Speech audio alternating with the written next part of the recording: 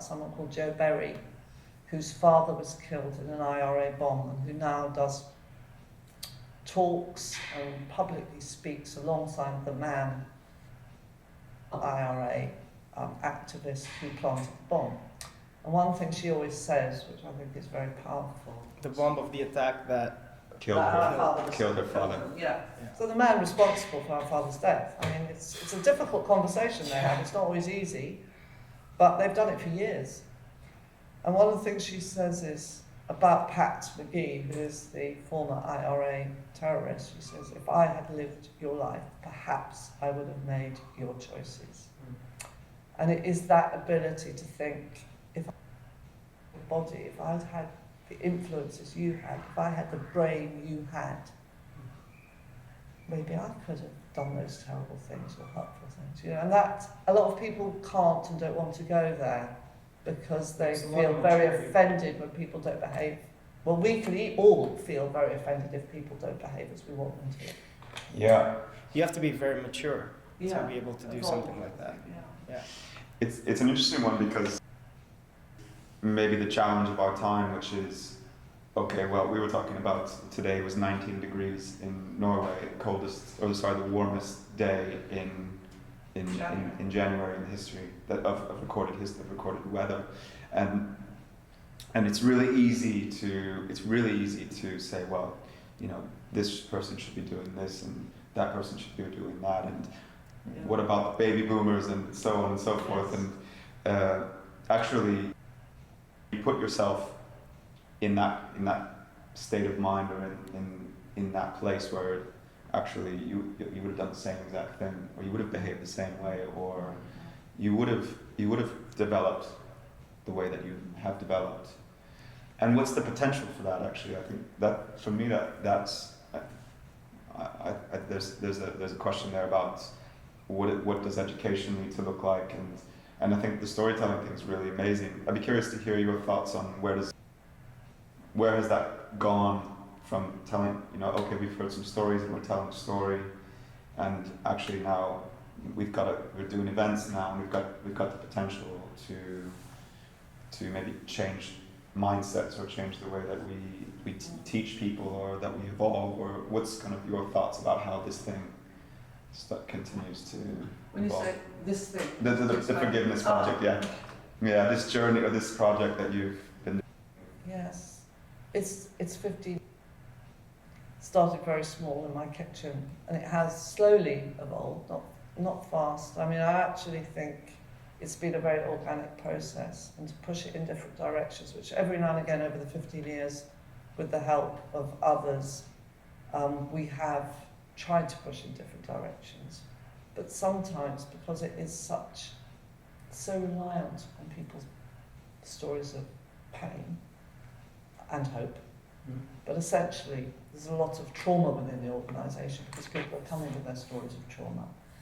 That conclusion some time ago that it was better to protect it in a way. So it's never, I don't think it'll ever be a massive global force.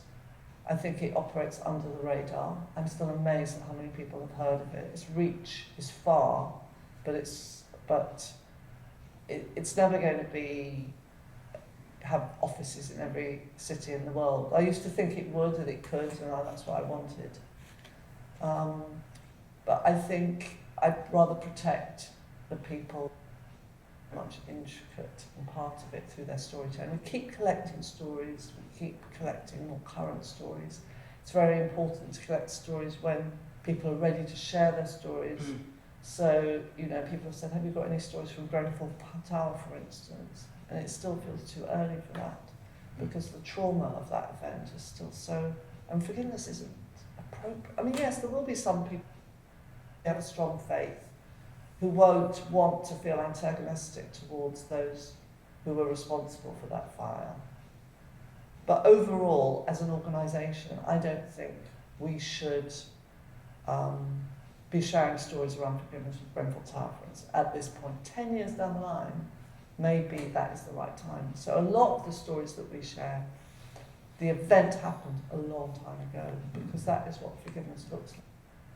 Restoring and repairing in the aftermath. in the time of trauma and pain and hurt, people are hell-bent on survival. And they don't want to know about forgiveness, and nor should they be encouraged to forgive. I'm a great believer in accountability, apology, and injustice. Sure.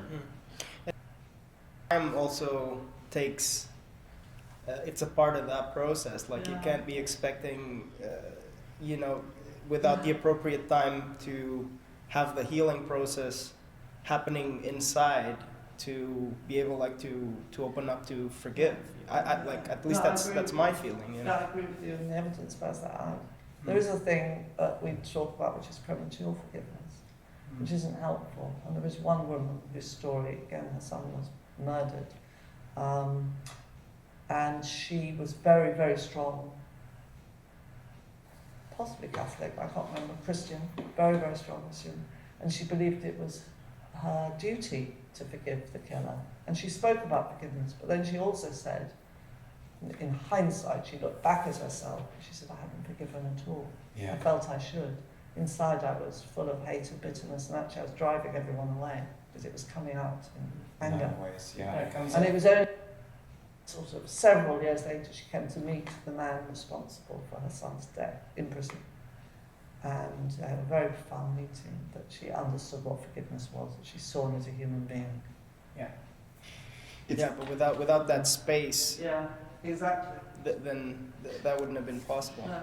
It's interesting because it's almost like you have some degree of trauma that comes back. Like you might say something that I feel uncomfortable, and that maybe I needed an hour, or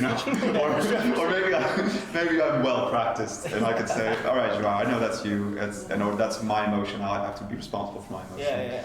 But it's interesting because I remember hearing Maya Angelou talk about forgiveness, and obviously also a very strong Christian. Yeah. And she said she was, I think, quite like almost quite light, and it was like, okay, I'm done holding whatever I'm holding against you, but also I'm kind of done with you as well. Yeah. And and I thought that sounds like someone said something to you or flipped you off, or but there is, because maybe actually time for something like that is maybe more of a hindrance, where if it's something smaller, actually maybe you don't want to hold on to it very long, and obviously we're talking about things that are incredibly traumatic and. Yeah. But also, I mean, a friend of mine was telling me about a falling out she's had with a very close friend years ago. What she told me was a really good example, I think, of how actually forgiveness is very much about body language and it's about verbal language. Or less about sort of asking for forgiveness and giving forgiveness, and less about using the word of forgiveness. So she was just telling me, and this is very common, that this thing she'd been holding on to, this resentment of this person who hurt her. I don't know what he'd done. And they kept friendly, but it had been, not really rocky, close and a little bit difficult, and she kept thinking about it years and years. And one day he came to stay with her and her husband, and he said, I want you to know I've been thinking about that over the years, and it wasn't right. And that's what he said. He said it wasn't right, I shouldn't have done it. That's all he said. And it was enough. It was the acknowledgement and the accountability that she looked for. And she said, that's all I needed to hear. I just needed to know that he'd seen that it was a bad thing. And she said, I felt totally different. I let go, but all was close again, And it's so interesting because it wasn't really about forgiveness, and yet it was all about forgiveness.